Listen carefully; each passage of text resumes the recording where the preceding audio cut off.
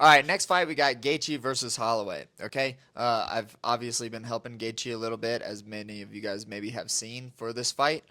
Gaethje is a not only a phenomenal athlete, but a really phenomenal competitor. I think that that's where Gaethje really separates himself. Before we get into Holloway too much, I'll talk about just Gaethje. What he feels like as a human being is not normal. Like when you shoot in on him, when you get hit by him, it feels like the guy isn't full of like blood like the rest of us. It feels like he's full of sand or he's full of like mud or bricks. Okay, he's dense, he's explosive, he's very athletic, and he's a hell of a competitor. Just because I think that his outlook on life is very healthy, and I think that that equates to a pretty healthy competitor as well. So Holloway, though, is also a very durable guy. We haven't seen him really be super hurt in any of his fights. He doesn't. I think that Holloway's biggest challenge going against a guy like Gaethje is that he doesn't pack enough of a punch, I don't think, to keep a guy like Gaethje off of him. You need to use like the pointy parts of your bodies, like your knees and your elbows, if you can't hit and kick as hard. Okay?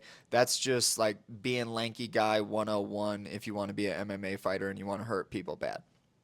I don't think Holloway throws a ton of elbows, even though I did see a highlight of him using those against Qatar. Don't know how you say it. Really, Cater. really bad with names.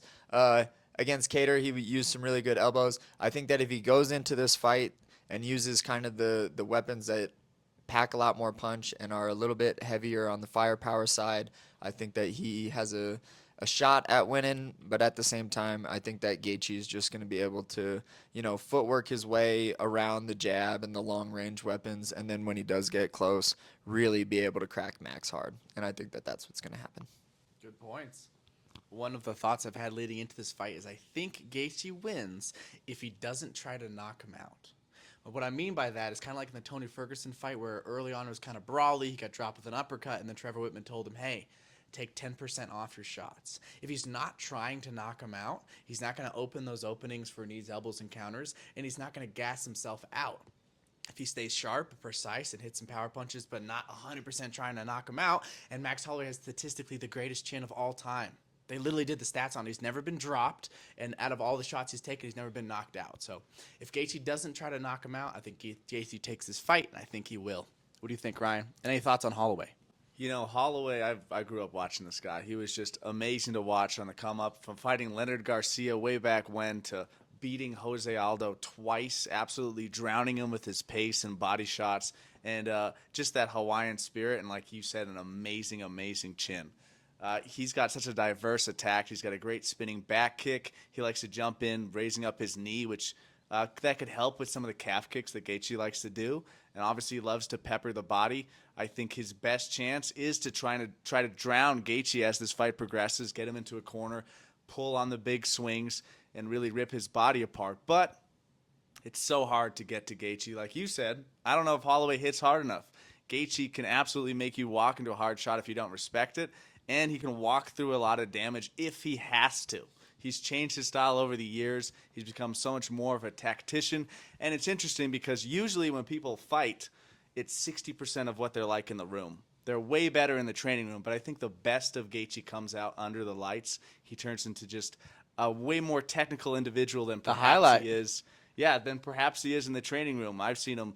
I mean, he's an absolute madman. It's an interesting balance, his mindset compared to his fighting style, because I think you guys would agree he's almost a lunatic in the training room at times. He's so willing to exchange damage or just put himself in uncomfortable situations, get himself gassed out, get himself tired. But I think that pays off when he fights. He's so comfortable in the octagon, and he's so comfortable getting finishes. Does he get another one here, guys? Who gets this one done and how? You think Gaethje? You think a finish or a decision? Yeah, I think Gaethje took care of me real good in the training room because he could knock my ass out a number of times if he wanted to. But yeah, I mean, I got Gaethje, of course, just being the harder hitter. I don't think Max brings enough of like a damaging threat to him where he's gonna, not be able to handle that. So, yep, I got Gaethje. Robin, final prediction? Let's go highlight. I think he could get a late TKO like he did with Tony if he's not chasing it, or he can win decision. Gaethje can go 5 rounds. Gaethje can win this fight. Brutal low kicks, big power shots. I think Gaethje drops Holloway for the first time in his career, and I do think he finds a finish. I'm going to go second round knockout for Justin Gaethje.